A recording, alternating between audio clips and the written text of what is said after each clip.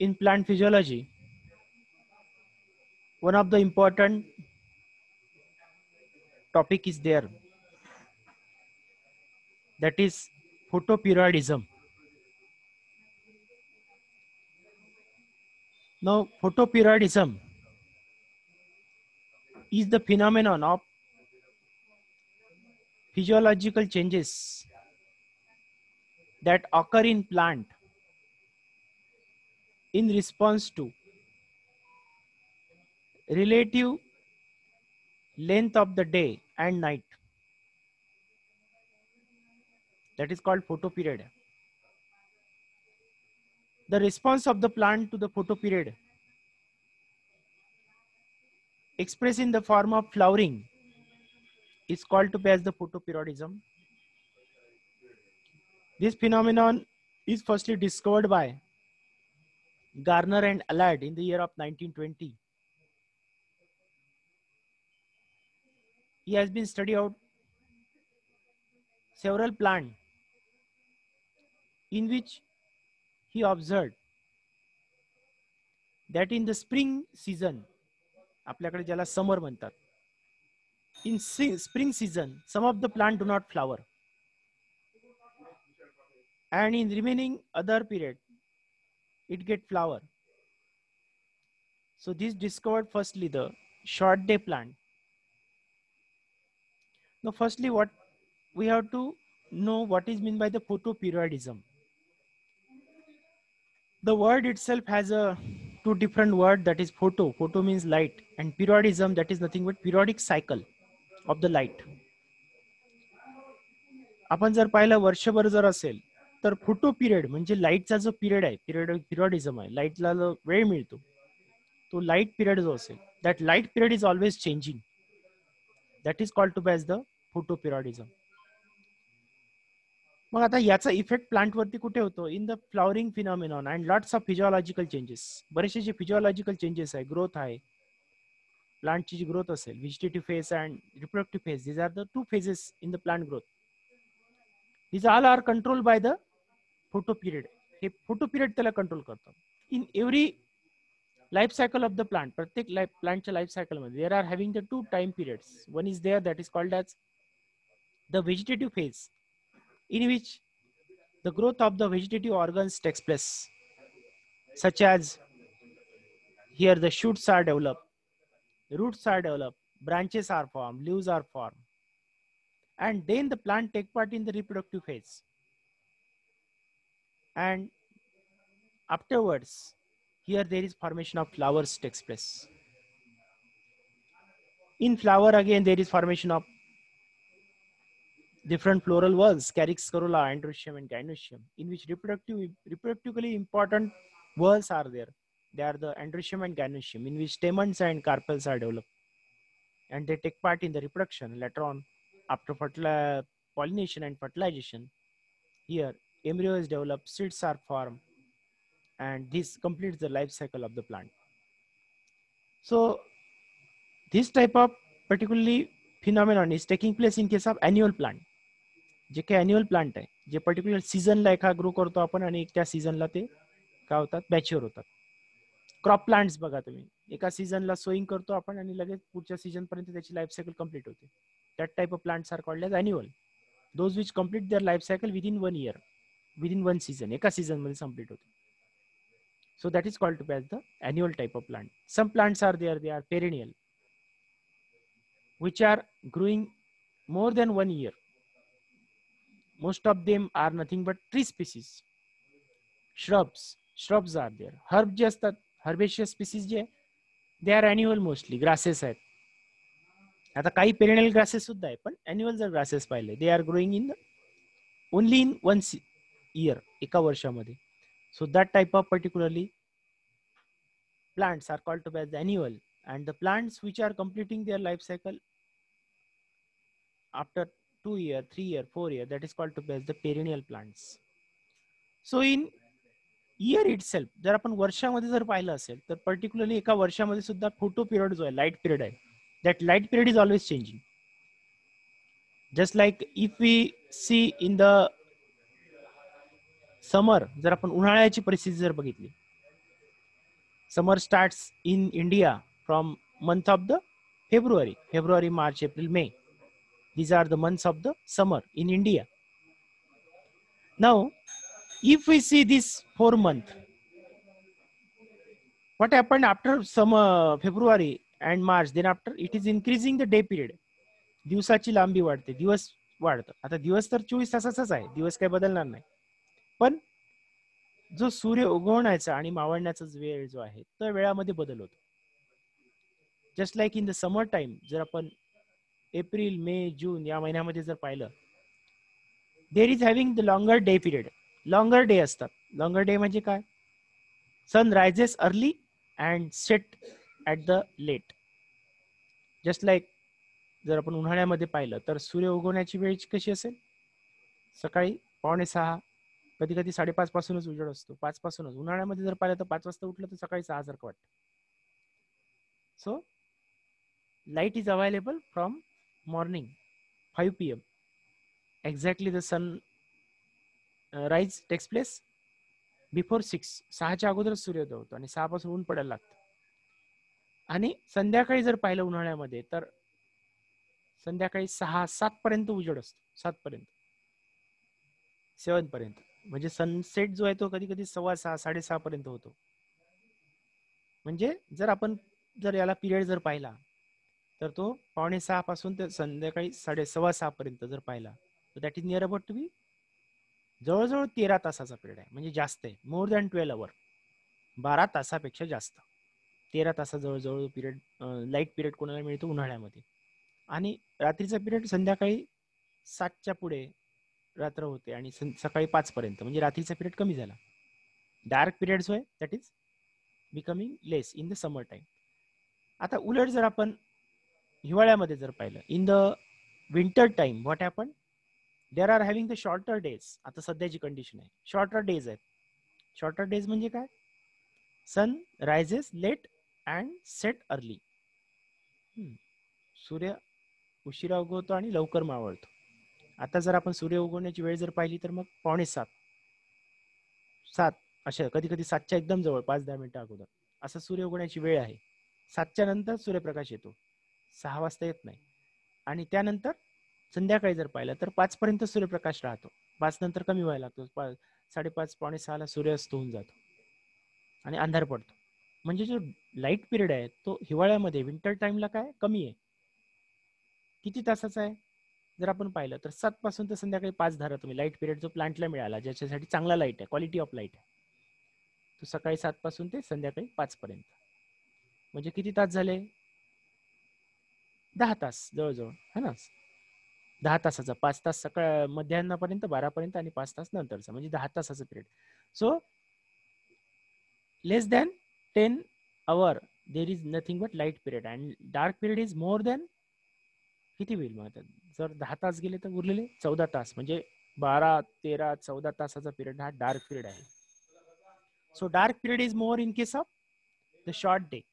Shorter days जे असतात त्याच्यामध्ये डार्क पिरियड जास्त असतो आणि जे लॉंगर डेज असतात त्यांच्यामध्ये लाईट पिरियड जास्त असतो, डे पिरियड जास्त असतो, नाईट पिरियड कमी असतो. मग depending on that some plants also they are classify life cycle. त्यांची लाईफ सायकल त्याच्यावर डिपेंडेंट आहे. बरेच वेळा पाहतो आपण की फ्लॉवरिंग जर पिरियड पाहिला, if we see the flowering, some grasses show the flowering in the after monsoon. पाऊस पडल्यानंतर ग्रासेसला फ्लॉवरिंग येतं, हर्बला फ्लॉवरिंग येतं, श्रबला येतं. ज्या ट्री स्पीसीज आहे त्या ट्री स्पीसीजला 2 वेळा फ्लॉवरिंग येऊ शकते, afterward the monsoon and then after the winter. हिवाळ्यानंतर जेव्हा वसंत ऋतू लागतो, स्प्रिंग सीझन येतो, that is the season where flowering starts in the month of February. Here it starts the flowering again. म्हणजे फ्लॉवरिंगचे 2 पिरियड आपण म्हणतो ना, मूग बहार आहे किंवा आंबिया बहार म्हणतो. आंबिया बहार म्हणजे ज्यावेळेला आंब्याला बहर येतो, म्हणजे कोणता महिना? वसंत ऋतू. आणि मूग बहार येतो म्हणजे वर्षा ऋतू. So this is having nothing but the particularly flowers. आणि ज्याचे जेव्हा फ्रुट्स येतात त्या फ्रुट्स कोणत्या याच्यात, म्हणजे ज्या वेळेला मूग बहारचे जे फळं असतील ते दिवाळीनंतर येतात आणि आंबिया बहारचे फळं हे उन्हाळ्यानंतर येतात. म्हणजे असा जो पिरियड आहे. So it starts the flowering in this months. या मंथमध्ये जे फ्लॉवरिंग येतं, जे ट्री स्पीसीज आहेत बघा तुम्ही, आंबा आहे, पळस आहे, कडुनिंब आहे, अशा जर झाडांना फ्लॉवरिंग आहे, that flowering is text place in the month of February March. In these months R there. ज्यावेळेला आपल्याकडे गुढीपाडवा येतो, वसंत ऋतू म्हणजे गुढीपाडवा सुरू होतो. गुढीपाडवा पासून वसंत ऋतूची सुरुवात होते. वसंत हा पहिला ऋतू आहे. जसं आपल्या भारतीय कालगणनेनुसार वेगवेगळे जे 6 ऋतू आहेत, वर्षा, शरद,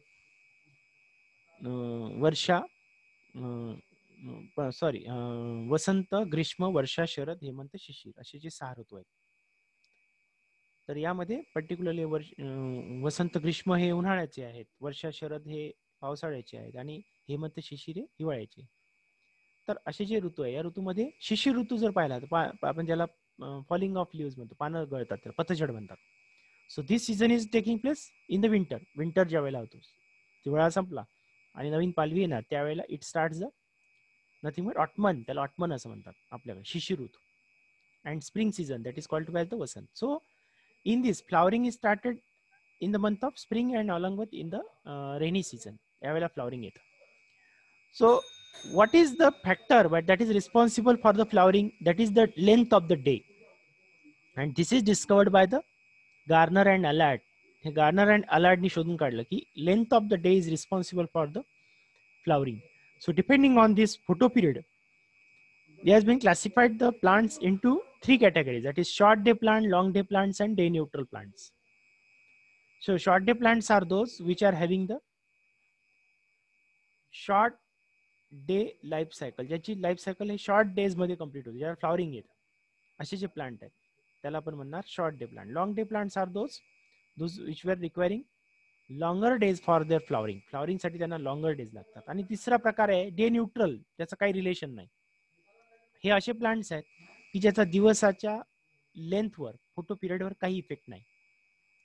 म्हणजे दिवस छोटा असो की मोठा असो तरी सुद्धा they are nothing but flower. So that is called as day neutral. ज्याच्याशी काही संबंध नाही, ते त्याच्या पद्धतीने त्याला फ्लॉवरिंग येणार. There is no relationship with the longer and shorter day. That is called as day neutral plants. जसं काही प्लांट्स असे आहेत की जे 12 फुलं देतात, फ्लॉवरिंग येतं, त्याला इयर राऊंड फ्लॉवर करतात, बरोबर आहे. जसं जास्वंद आहे किंवा सदाफुली आहे, इट इज ऑलवेज ब्लूमिंग, ते नेहमी ब्लूमिंग असतात. So there is no relationship. गुलाब आहे, रोजेस आहेत, जे बरेचसे जे फुलझाड आहेत याला काय असतात particularly, they are do not dependent on any season. सीझनवर डिपेंडेंट नाही, they can flower at any time. फक्त पाणी असेल आणि सनलाईट असेल की ते it start the flowering.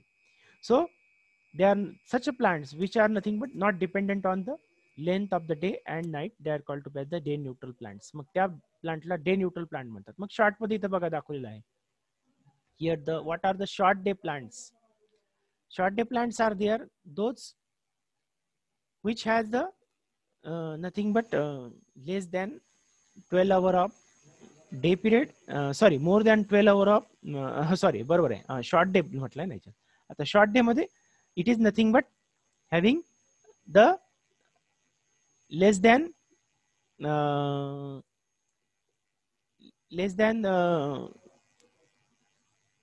12 hour of particularly day period and more than 12 hour of dark period. असं जर असेल तर त्यावेळेला ते फ्लॉवरिंग करतात.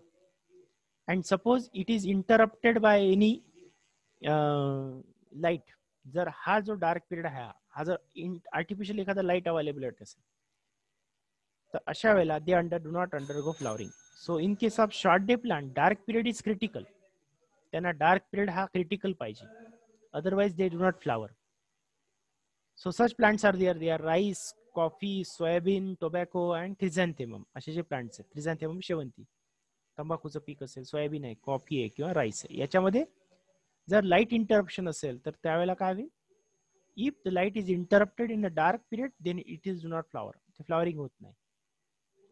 आणि जर समजा याला जर डे पिरियड हा 12 तासापेक्षा काय असेल पर्टिक्युलरली कमी आहे आणि लाईट डार्क पिरियड त्यांना 12 तास जवळजवळ मिळाला आहे आणि समजा नंतर पुन्हा लाईट अवेलेबल झाला, म्हणजे समजा in case the day length come change झाली. आता उदाहरणार्थ in case of the particularly जर आपण हिवाळ्यानंतरची परिस्थिती पाहिली, दिवसाचं आकारमान वाढायला लागतं, लाईट लवकर अवेलेबल होतं, तरी सुद्धा इट ऑल्सो फ्लॉवर. म्हणजे याला मिनिमम रिक्वायरमेंट काय, 12 तासाचा डार्क पिरियड. तेवढा मिळाला पाहिजे. मधात जर लाईट इंटरप्ट झाला तर फ्लॉवरिंग होत नाही. म्हणजे तो आधी मिळो की नंतर मिळो, 12 तासात जर डार्क पिरियड याला मिळाला तर it start the flowering. Flowering होतं या प्लांट मध्ये. So these plants require relatively short daylight period, usually 8 to 10 hours, and continuous dark period of about 14 to 16 hours. तर याच्यातलं मिनिमम किती असायला पाहिजे? It should be having minimum 12 hours of dark period. 12 तासाचा dark period त्यांना मिळाला पाहिजे for subsequent flowering. as these plants are also known to be as the long night plants. या प्लांटला आपण लॉंग नाईट प्लांट्स असं सुद्धा म्हणतो. So these plants are there, they are called to be as the short day plant. त्याला आपण short day plant म्हणतात. नंतरचा जो प्रकार आहे, आता याच्यामध्ये जी डिटेल्स आहेत हे तुम्ही लाईटची इंटेन्सिटी वगैरे दिलेलं आहे. That is not part. I will later on share this PPT to you. Then another is there, that is the long day plant. मग आता लॉंग डे प्लांट मध्ये जर आपण पाहिलं, in the long day plant these plants require longer day light period. ज्याला longer day light period लागते, usually 14 to 16 hours, 14 तासाचा. आता तुम्ही मला 14 तास 16 तास कसा राहणार? तर जो काही दिवसाचा आकारमान आहे, ज्यावेळेला उन्हाळ्याची परिस्थिती असेल अशा वेळेला जो 5 पासून जो लाईट मिळायला लागला संध्याकाळी 7 पर्यंत, so that should be the light. असा जो लाईट जरी असेल, in this light also here plant can start the photosynthesis. Plant photosynthesis continue करू शकतात किंवा त्यांच्या जे फिजिओलॉजिकल प्रोसेसेस आहेत त्या कंटिन्युअसली चालू राहतात. दिवसाच्या ज्या प्रोसेस असतील त्या, that is nothing but absorption of carbon and liberation of oxygen in the 24 day hour cycle. So for subsequent flowering they require the longer day and shorter night. मग आता या प्लांटला शॉर्ट नाईट प्लांट असं सुद्धा म्हणतात, कारण या नाईटची जास्त गरज नाही. आणि याच्यामध्ये सपोज हे जे LDP आहेत, लॉंग डे प्लांट जे आहेत, याच्यामध्ये समजा डार्क पिरियड हा 12 तासापेक्षा समजा कमी मिळाला तरी सुद्धा ते फ्लॉवरिंग करू शकतात. किंवा डार्क पिरियड जर जास्त मिळाला तर फ्लॉवरिंग होणार नाही. म्हणजे लाईट पिरियड हा क्रिटिकल आहे. याच्यामध्ये लाईट पिरियड हा कसाही करून 12 तासापेक्षा जास्त असला पाहिजे. समजा या डार्क पिरियड मध्ये लाईटने इंटरप्शन जरी केलं तरी सुद्धा याला फ्लॉवरिंग येतं. म्हणजे याला कशाचा इफेक्ट आहे? लाईटचा. यांना कशाची आवश्यकता? लाईटची. जेवढा लाईट जास्त मिळणार तरच हे फ्लॉवरिंग करतात. म्हणजे 12 तासापेक्षा जास्त लॉंगर डे जर असतील तर अशा वेळेला ते फ्लॉवर करतात. Such plants are there. For example wheat, radish, cabbage, sugar beet and spinach. बरेचसे जे रब्बी पीक आहेत ते जनरली अशा प्रकारचं फ्लॉवरिंग करतात. बरेच वेळा पाहतो आपण की हिवाळा झाल्यानंतर थंडी होऊन गेली आणि जेव्हा सूर्याचं तापमान वाढायला लागतं जानेवारी महिन्यानंतर, संक्रांतीनंतर, त्यावेळेला लेंथ ऑफ द डे वाढतो आणि त्यानंतर ऑटोमॅटिकली या प्लांट्सला फ्लॉवरिंग यायला लागतं. गहू असेल, रॅडिश असेल, कॅबेज आहे, शुगर बीट आहे किंवा spinach. So these plants are nothing but called to be the longer day plant. मग आता या प्लांट मध्ये काय? Here light period is critical. Light period हा क्रिटिकल आहे. लाईट पिरियड त्यांना मिळाला पाहिजे. इन एसडीपी मध्ये काय होतं? Dark period is critical. Dark period हा क्रिटिकल होता. इथं लाईट पिरियड हा क्रिटिकल आहे. लाईट पिरियड तेवढा मिळाला पाहिजे. किती? More than 12 hours. 12 तासापेक्षा जास्त मिळाला पाहिजे तरच हे प्लांट फ्लॉवरिंग करतात. So such type of plants are nothing but called to be the long day plants. Third one there, that is the day neutral plant. These plants flower in all photo period ranging from 5 hours to 24 hours. आता याला काय याच्याशी लाईटची काही संबंध नाही. याचा किती लाईफ सायकल मध्ये जर याला लाईट दिला, समजा आपण या प्लांटला आर्टिफिशियली मॅनेज केलं लाईट मध्ये, ग्रीन हाऊस मध्ये लाईट दिला आपण, त्याला अवेलेबल केला, तर अशा वेळेला सुद्धा हे प्लांटला फ्लॉवरिंग येतं. Just like tomato, cotton, sunflower, cucumber, peace and certain varieties of tobacco. काही व्हेरायटीज ज्या आहेत त्या टोबॅकोच्या या डे न्यूट्रल प्लांट मध्ये येतात. So during recent year intermediate categories of plants such as long day plants and short day plants have been recognise. आता दोनच प्रकारची व्हेरायटी. पण आता त्या व्यतिरिक्त काही असे प्लांट्स आहेत की जे पर्टिक्युलरली काय येतात, here they are do not requiring any specific light and dark period. ज्याला लाईट आणि डार्क पिरियडचा काही संबंध नाही. मग याला म्हणणार आपण डे न्यूट्रल. जे न्यूट्रल आहेत, लाईटशी संबंध, ज्याला लाईटची जास्त आवश्यकता नाही, डार्कनेसची आवश्यकता नाही, असे जे प्लांट्स आहेत, they are called to be the neutral plants. And here depending on another पुन्हा आता त्याच्यामध्ये सुद्धा क्लासिफिकेशन झालं, लॉंग शॉर्ट डे प्लांट आणि शॉर्ट लॉंग डे प्लांट. आता याच्यामध्ये काय, एक पुन्हा हे दुसरे थोडं क्लासिफिकेशन आता रिसेंटली झालेलं आहे. LSDP आणि SLDP. आता लॉंग शॉर्ट म्हणजे काय? These are short day plant but must be exposed to long day. त्याला लॉंग डे ला एक्सपोज करावं लागेल during early period such as bryophyllum, पर्णफुटी सारखेच आहे. तर यामध्ये सुद्धा काय होतं, याला LSDP म्हणतात. आता हे काही क्लासिफिकेशन आपण कन्सिडर करत नाही. आणि दुसरं एक आहे SLDP, म्हणजे त्याच्यामध्ये his are the long day plants but must be expose to short day. Short day ला एक्सपोज झाले पाहिजे. अर्ली पिरियडला शॉर्ट डे असला पाहिजे आणि नंतर लॉंग डे आला पाहिजे. तर अशा वेळेला ते फ्लॉवरिंग करतात. Certain varieties of wheat and राई. व्हीट जनरली खूप प्रॉन आहे शॉर्ट डे पर्टिक्युलर प्लांट मध्ये. Wheat is nothing but having it require the LDP. ते कशामध्ये येतं? It is nothing but come in the LDP. पण कोणतं आहे? शॉर्ट लॉंग डे प्लांट आहे. शॉर्ट लॉंग डे म्हणजे पहिले दिवस शॉर्ट असायला पाहिजे, नंतर लॉंग असले पाहिजे, तरच त्याला फ्लॉवरिंग येतं. आणि काही प्लांट्स असे आहेत की ज्यांना शॉर्ट डे प्लांट आहे पण त्याला सुरुवातीला लॉंगर डे पाहिजे आणि नंतर ते फ्लॉवरिंग करतात. त्याला म्हणतात लॉंग शॉर्ट डे प्लांट. आता हे काही दोन टाईप जे आहेत हे कन्सिडर करण्याची गरज नाही. हे इतकं समजून घ्यायचं आहे की हे लॉंग डे प्लांट्स आहेत आणि हे शॉर्ट डे प्लांट आहे. फक्त एकच कन्सिडर होणार, याच्या अगोदर लॉंग असले पाहिजे दिवस आणि याच्या अगोदर दिवस शॉर्ट असले पाहिजे, तरच ते फ्लॉवरिंग करतात. So this is the mechanism that is called to be as the photoperiodism. त्या मेकॅनिझमला काय म्हणणार? फोटोपिरियडिझम असं म्हणतात. So here the light, what type of light is there that is required for the photosynthesis? That is should be the red light in the range of 660 to 665 nanometer in the wavelength. जे आपण generally म्हणतो plants can absorb the light that should be having the in visible spectrum मधलाच plant light absorb करू शकतो. जसं pigment 700 म्हणतो आपण, 680 आणि पिगमेंट 700. 680 आणि 700 का म्हणतो? In 680 means here in particularly pigment 680 that can absorb the light in the range up to the 680 nanometer wavelength. तिथपर्यंतचं light ते absorb करू शकतात. So that is called to be the pigment 680 and 670 that is the pigment the light that can absorb up to the wavelength of 700. So that is called to be the 700. मग आता generally plant can absorb red light and far red light. So far red light that is called to be the more than 730 to 735 nanometer.